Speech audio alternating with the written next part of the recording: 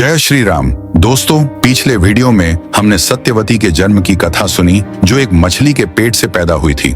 अगर आपने देखी नहीं तो ऊपर आई बटन पर क्लिक करें। आज हम आपको बताएंगे कि सत्यवती ने महर्षि पराशर के साथ नाव पे ही संबंध क्यों बनाए तथा ये जानेंगे कि सत्यवती के शरीर से आने वाली मछली की दुर्गंध फूलों की सुगंध में कैसे बदल गई। साथ ही ये भी जानेंगे कि महाभारत के रचयिता महर्षि वेद व्यास जी का जन्म कैसे हुआ। तो चलिए, मैं आपका दोस्त डाके आपको सुनाता हूँ महाभारत आदि पर्व के अंतर्गत आने वाली 63वें अध्याय की कथा।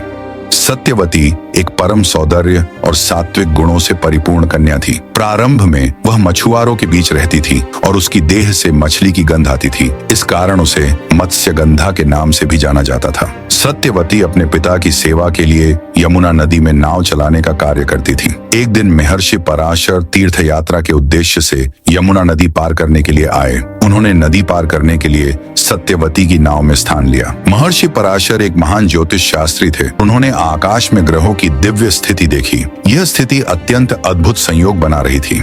यह देखकर महर्षि पराशर बेचैन हो उठे।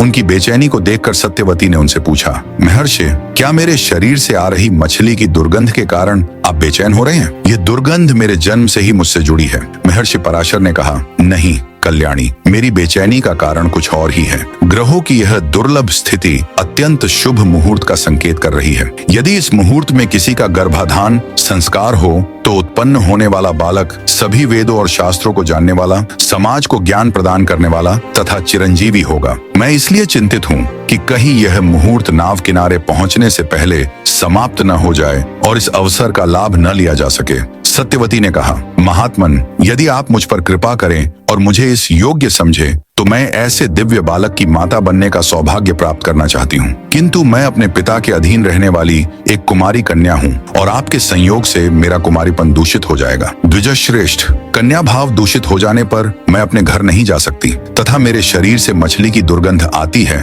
उस कारण आप मेरे साथ संबंध बनाने में असहजता महसूस कर सकते हैं तथा नदी के दोनों तटों पर बहुत से लोग खड़े हैं। वे हम दोनों को देख सकते हैं। ऐसी दशा में हमारा समागम कैसे हो सकता है? भगवान, इस बात पर भली भांति विचार करके जो उचित जान पड़े वह कीजिए। सत्यवती के ऐसा कहने पर मुनिश्रेष्ठ पराशर प्रसन्न होकर बोले, शुचिस्मिते, तुम संसार के लिए अपना कुंवारापन त्यागने को तैयार हो गई। इसीलिए कल्याणी, मैं तुम्हें आशीर्वाद देता हूँ कि संतान उत्पत्ति के बाद भी तुम्हारा कुंवारापन बना रहेगा। तुम कुमारी कन्या ही रहोगी और तुम्हारे शरीर से आने वाली यह मछली की गंध समाप्त हो जाएगी। इसके स्थान पर तुम्हारे शरीर से दिव्य पुष्पों की सुगंध आएगी। इतना कहकर पराशर ने एक कोहरा उत्पन्न कर दिया जिससे उनके समागम को कोई देख न सके। वरदान पाकर सत्यवती आनंदित हुई और उसने महर्षि पराशर के साथ समागम किया। उसके शरीर से दिव्य सुगंध फैलने लगी जिससे उसे गंधवती नाम से भी जाना जाने लगा। इस समागम के परिणाम स्वरूप सत्यवती ने एक पुत्र को जन्म दिया। वह अत्यंत तेजस्वी बालक व्यास थे जो यमुना के द्वीप में प्रकट हुए। व्यास जी ने अपनी माता सत्यवती से कहा, माँ, जब भी तुम्हें मेरी आवश्यकता हो बस मुझे स्मरण करना, मैं अवश्य दर्शन दूंगा। इतना कहकर उन्होंने अपनी माता से विदा ली और तपस्या में लीन हो गए। बाल्यावस्था में यमुना के द्वीप में जन्म लेने के कारण वे द्वैपायन के नाम से प्रसिद्ध हुए। सत्यवती प्रसन्नता से अपने घर लौट आई।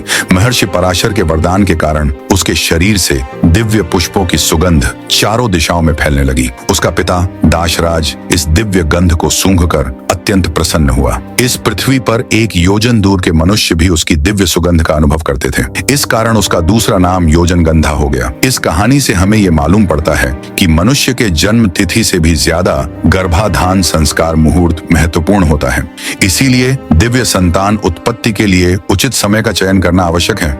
यही सत्यवती आगे चल के हस्तिनापुर की महारानी कैसे बनी, ये जानने से पहले हम अगले अध्याय में महाराज ययाति की कथा सुनेंगे, जिन्होंने अपनी वासनाओं की पूर्ति के लिए अपने ही पुत्र से जवानी छीन ली। कथा सुनने के लिए सब्सक्राइब जरूर करें। जय श्री राम।